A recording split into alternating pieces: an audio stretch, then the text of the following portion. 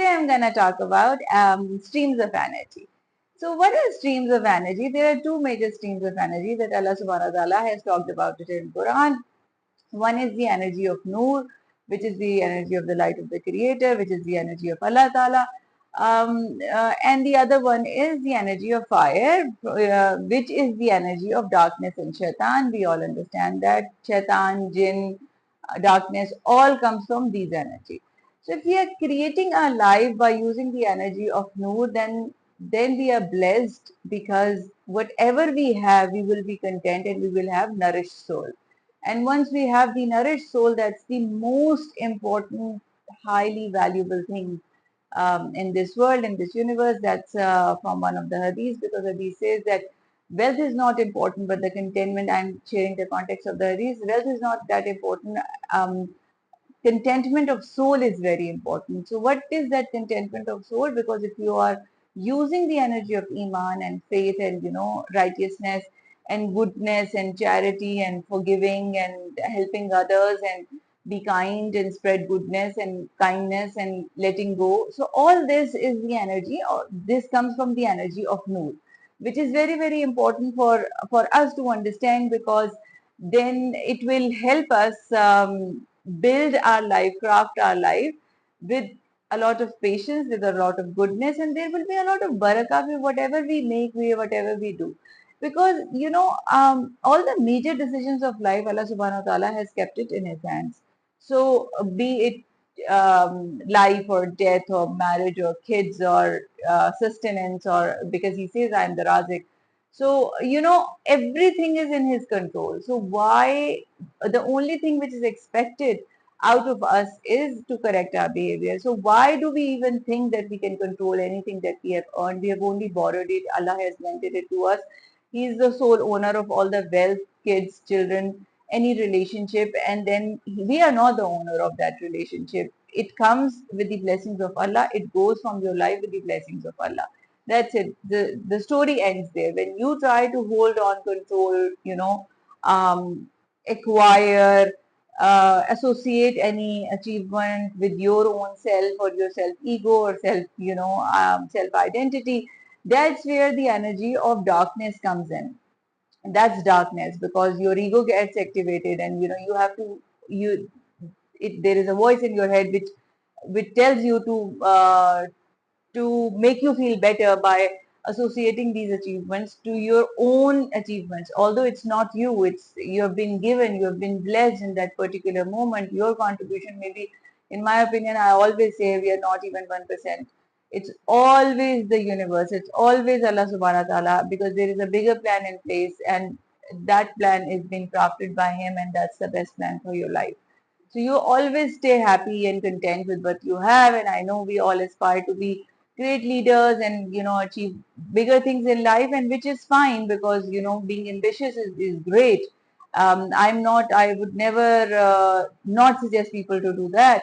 But then at the same time, then be content, stay positive, be happy, so that you can even create what you're aspiring to achieve. Because if you're very negative, if you're down, if you're trying to control and manipulate, that's very short term. Even if you achieve those things by using an energy of shaitan, and then there is a great achievement in your life, it's not going to give you the kind of peace that you would require, neither in this world nor in the hereafter.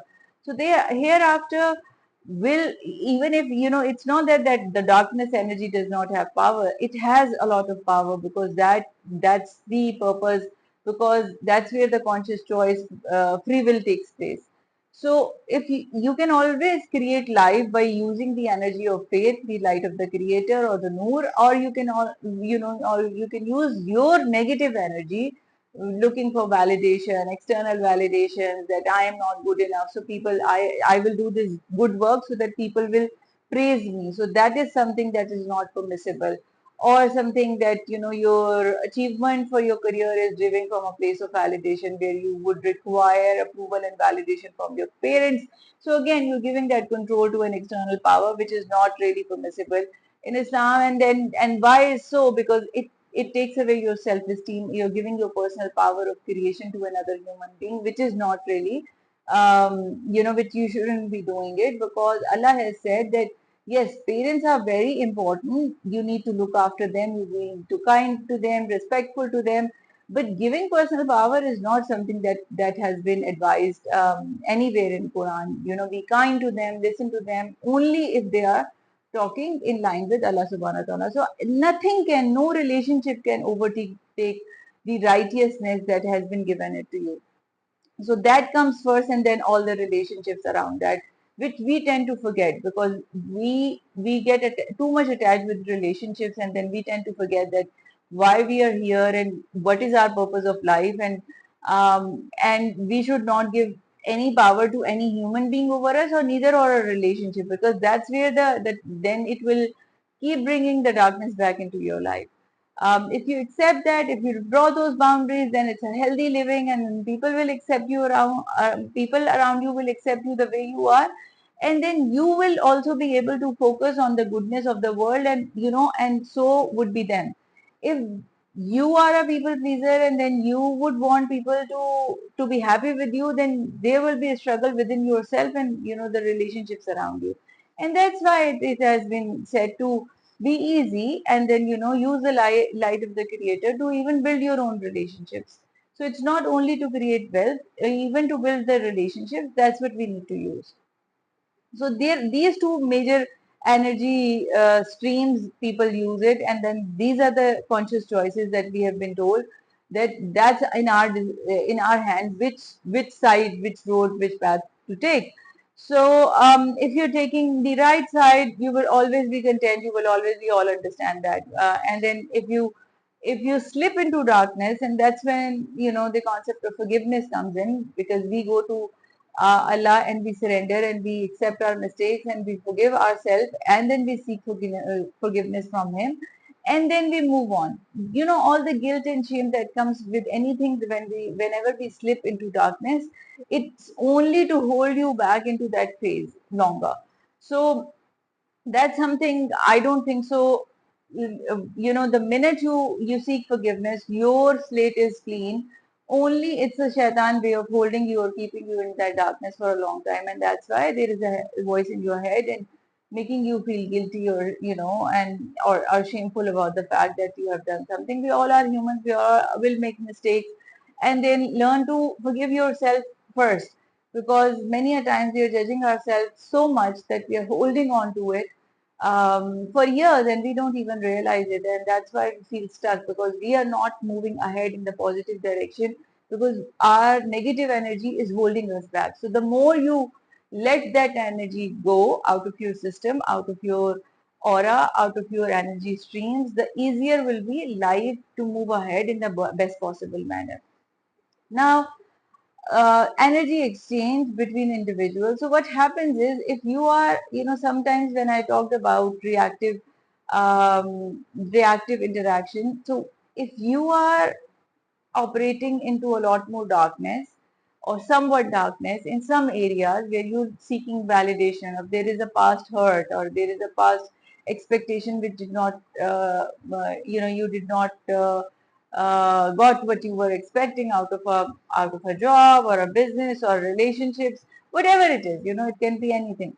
So that is something that we need to understand, that we have to let that go from our energy system, because if you are interacting with two broken people, I say emotionally broken people, when they interact, they are very attractive in the beginning, and then there is a chemistry, and that attraction that we all went through in our probably in our 20s, be it on our friendship level or our relationship level, or even within siblings, two siblings who are very identical, and share the same traumas, or share the same thought process, or even the hurt or the pain. So the relationship gets, the bond is pain based, then there will always be a pain in between. So the only thing that can help you understand and being conscious of the fact that what is your bond with the other person, and then you have to release that. You have to just sit with the pain and then release that pain, so that you don't attract the similar kind of people or similar kind of pain in your life next time. So that's the only way to heal yourself. I see a lot of people going to witch doctors, and they are methods and ways, but I don't personally believe in that. So it's better that you heal yourself, by you, because that's the permissible method that Allah has given it to you. And Ruqya is one of the tools where we surrender ourselves and give ourselves in the protection of Allah, and in his hayat, in his power. And then we cleanse ourselves by reading Surah Nas and Surah Falak and Qul Huwallah. So that's something, and we are just seeking refuge. So that's how you're going to cleanse yourself. That's how you're going to process that energy. If you don't sit with that energy, then that energy would stay inside your system for years, and that energy will keep you holding back to move ahead, because even if that energy, you interacted with someone maybe a decade back, but then you didn't process that energy, so it will last in your aura till the time you let it go. Because usually our interaction is need based. So we wanted something out of a relationship, and the other person also wanted something out of. So when there is a need for approval, or there is there is a need based relationship, then you are giving that power to the other person, because you are needing some things, looking forward. So he is at a giving end, and you are at the taking end. So when you ask that power from somebody else, then it's that person's discretion, and that's why sometimes our expectations are not met, and we are hurt. When we are hurt, then we are holding on to that hurt, and that hurt remains in your energy system, and then that doesn't get released for decades, and that's it. That's why that's holding your life back. So till the time you sit, you accept, and it's okay. It was part of my journey. It was not the person. It was not the process. Sometimes people want to move abroad, but then they couldn't one way or the other. They try really hard, and then they hold on to that for years and for decades, because they could not let pass that. So the only way to let pass those events and those experiences, and then those exchange of energies between people, events, life events, is just sit with them and do the work. So, and till the time you don't do the work, you're not cleansing and purifying your soul either, because then you will end up in reactive behavior, and reactive behavior will not take you in Jannah. So, and then will not bless you in this life as well. So it will always take away your peace. This will always take away your, inner peace, your joy, happiness. It will always keep you from far, all from all these good things. So the only way to fix this is process that energy, and then that energy exchange that has happened in the past. Once you start becoming conscious, and you would say, oh my God, so much has happened in your life, and how would you know? So once you start becoming conscious, it comes back in your thoughts, it comes back in your memories, it comes back in your in experiences, and then you would realize, oh, it happened to me. There is a deja vu, and there is this experience that happened to me maybe 10 years back as well, or there is a thought behind it. Then you will pay attention to the thought, because that thought is saying something to you, because it has to maybe it wants you to let it go, and you're holding on to, because that thought, that memory is creating that pain inside your body, and the pain gets stored in the body. So the body is also, your body starts to talk about it. So if there is, if you have started to notice there is a nerve problem, or carpal tunnel, or this or that, this is always because there is some grief, there is something from the past that you're holding on to. So you have to sit, you have to process, and you have to release it. The minute you do it, all the pain goes away. When pain goes away, your body will be obviously back to normal, and it will operate the way it needs to be in the light of the creator, and where you will be at peace no matter what. Sometimes people would say that if there are buildings burning, and you will still keep your calm, just because that I have firm faith in Allah, that whatever will happen to me, it will only happen with his plan, and with his will. So, and I have surrendered that. So that's why it doesn't impact me as much. External things, yes, maybe a day or two, but then you get up, you move on in life, and you look for something else. because life is a lot more bigger than only small little things. People will come, opportunities will come and go, and you will always look forward and be happy and content. Please keep me in your prayers, and I'll connect you back with Soul Series.